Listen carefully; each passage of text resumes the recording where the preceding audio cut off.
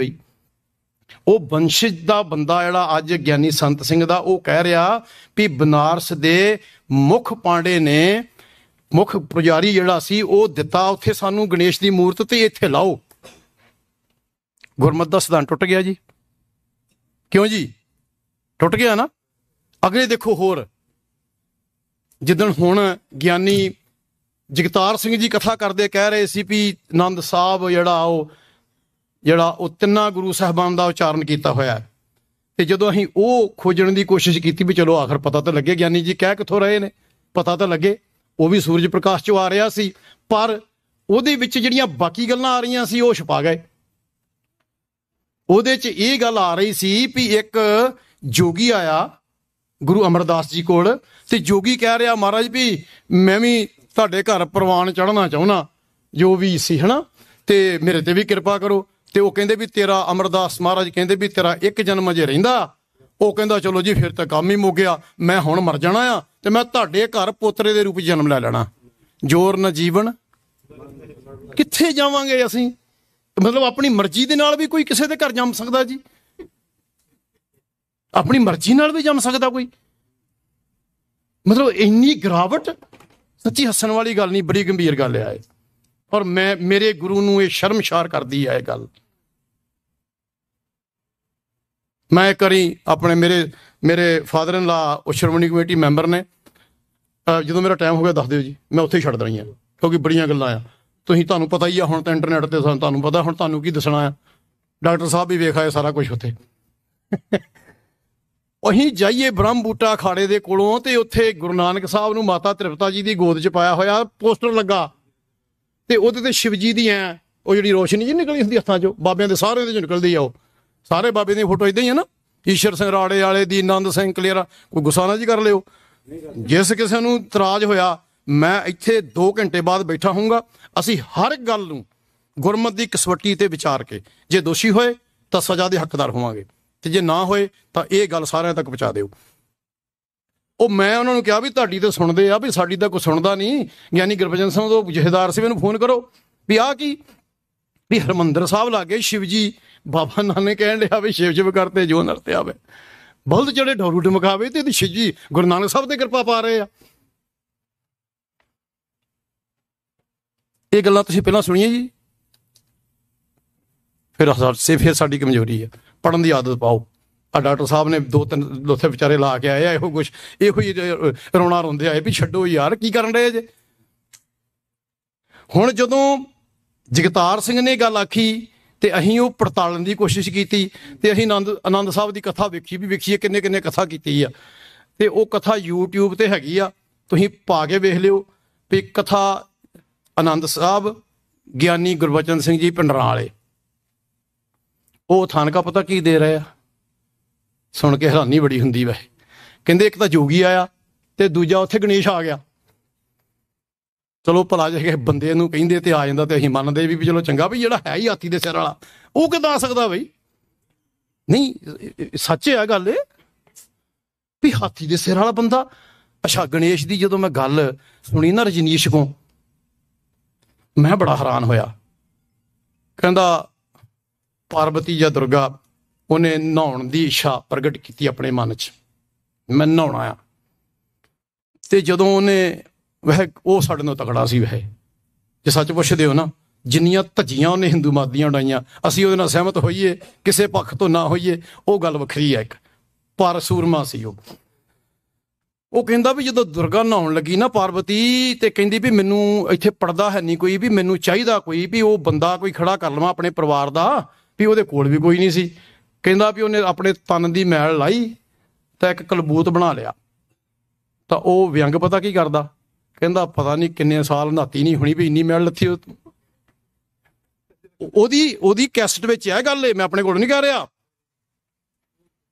ਤੇ ਉਹਨੂੰ ਖੜਾ ਕਰਕੇ ਬੁੱਤ ਤੇ ਉਹਦੇ 'ਚ ਉਹਨੇ ਜਾਨ ਫੂਕਤੀ ਜੀ। ਇਹੋ ਜਿਹੀ ਨਹੀਂ ਕਹਾਣੀ। ਤੇ ਉਹ ਸ਼ਿਵ ਜੀ ਮਹਾਰਾਜ ਕਿਤੇ ਤੁਹਾਨੂੰ ਪਤਾ ਬੜੇ ਚੰਗੇ ਸੀ ਹਨਾ।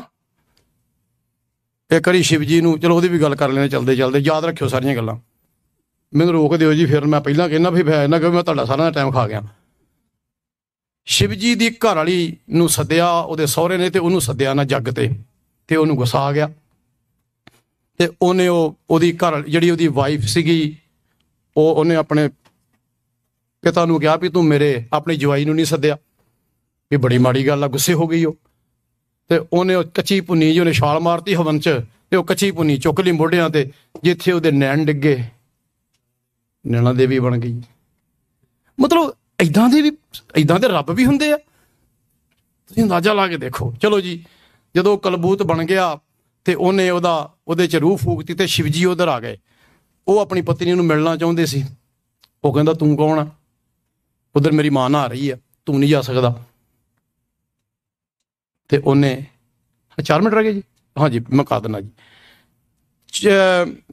ਉਹਨੇ ਉਹਦੇ ਤਰਸ਼ੂਲ ਦੇ ਨਾਲ ਉਹਦਾ ਸਿਰ ਵੱਢਤਾ ਤੇ ਉੱਤੇ ਹਾਥੀ ਦਾ ਲੱਗ ਗਿਆ। ਤੇ ਗੁਰੂ ਅਮਰਦਾਸ ਜੀ ਕੋਲ ਉਹ ਗਣੇਸ਼ ਆ ਗਿਆ। ਤੇ ਗਣੇਸ਼ ਕਹਿੰਦਾ ਵੀ ਮੇਰੇ ਤੇ ਵੀ ਤੁਹਾਡੇ, ਮੈਨੂੰ ਹਿੰਦੂ ਤਾਂ ਸਾਰੇ ਮੰਨਦੇ ਆ, ਸਾਡੇ ਸਿੱਖ ਨਹੀਂ ਮੰਨਦੇ। ਸਾਡੇ ਅੱਖਰ ਵਰਤਿਆ ਉੱਥੇ, ਸਾਡੇ ਸਿੱਖ ਮੈਨੂੰ ਨਹੀਂ ਮੰਨਦੇ। ਕਹਿੰਦੇ ਫਿਕਰ ਨਾ ਕਰ, ਆਨੰਦ ਸਾਹਿਬ ਜਿਹੜਾ ਨਾ ਇਹ ਮੈਂ ਤੇਰੇ ਕਰਕੇ ਉਚਾਰਨ ਲੱਗਾ ਆ, ਤੇ ਜਿੱਥੇ ਵੀ ਕੋਈ ਖੁਸ਼ੀ ਦਾ ਕੰਮ ਹੋਊਗਾ ਉੱਥੇ ਸ਼੍ਰੀ ਗਣੇਸ਼ ਜ਼ਰੂਰ ਕਰਿਆ ਕਰਨਗੇ ਸਿੱਖ। ਹੁਣ ਤੁਸੀਂ ਇਹਦਾ ਮੋਰਲ ਆਪੇ ਕੱਢ ਲਿਓ। ਇੱਕ ਦੂਜੀ ਗੱਲ ਜਿਹੜੀ ਉਹ ਬਿਮਾਰੀ ਸਾਡੇ ਇੱਥੇ ਤੱਕ ਪਹੁੰਚ ਗਈ ਆ, ਅਮਰੀਕਾ ਤੱਕ, ਉਹ ਮੈਂ ਜ਼ਰੂਰ ਕਰਨੀ ਚਾਹਾਂਗਾ। 2-3 ਮਿੰਟ ਹੀ ਲੱਗਣੇ ਭਾਈ ਸਾਹਿਬ।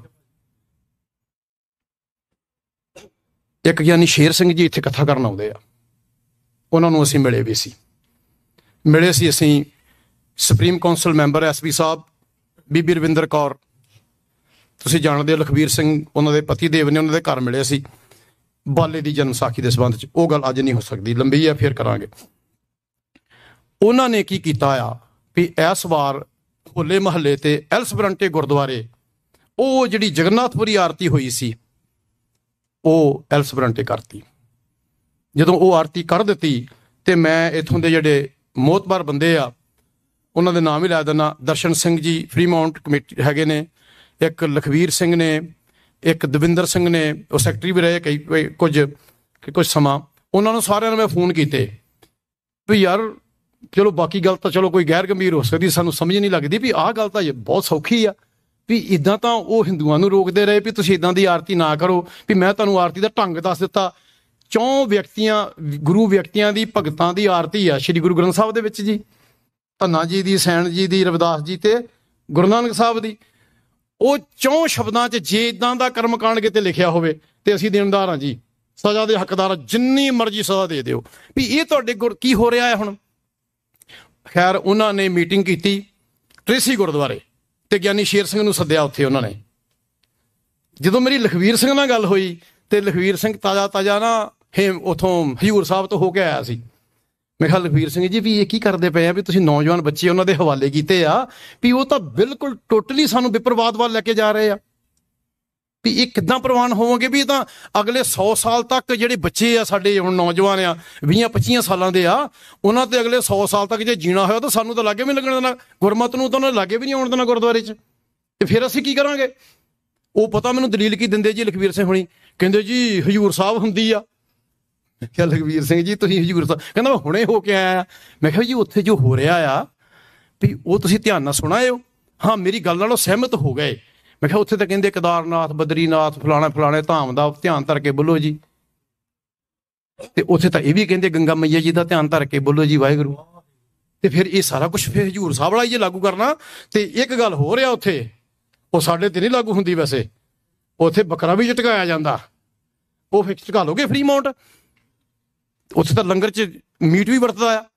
ਉੱਥੇ ਤਾਂ ਮੱਥੇ ਤਾਂ ਨਾਮ ਕਰੀ ਚੰਨਾਠੀਆ, ਜੇ ਮਨ ਰਸਾ ਹੋਏ ਚੰਦਨ ਘਸਾ ਕੇ ਟਿੱਕੇ ਲਾਏ ਜਾਂਦੇ ਆ। ਕਿਹੜੀ ਗੱਲ ਕਰੀਏ ਜੀ।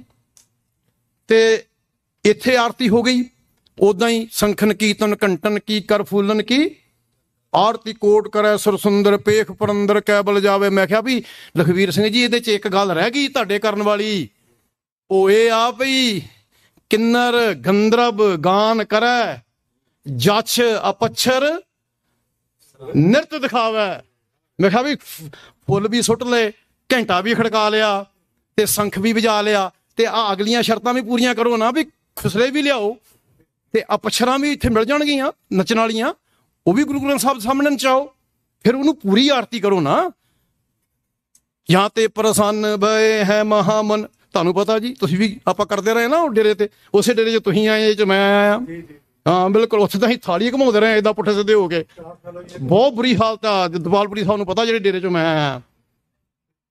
ਸੱਚ ਗੱਲ ਆ ਇਹ, ਮਤਲਬ ਉੱਥੇ ਤਾਂ ਡਾਂਸ ਵੀ ਹੁੰਦਾ ਸੀ ਗੁਰਦੁਆਰਿਆਂ ਦੇ ਵਿੱਚ, ਜਿਹੜੇ ਬਾਬੇ ਏਦਾਂ ਲੱਕ ਫੇਰਦੇ ਆ ਨਾ, ਉਹ ਬੀਬੀਆਂ ਵੀ ਨਹੀਂ ਘੁਮਾ ਸਕਦੀਆਂ ਉੱਦਾਂ।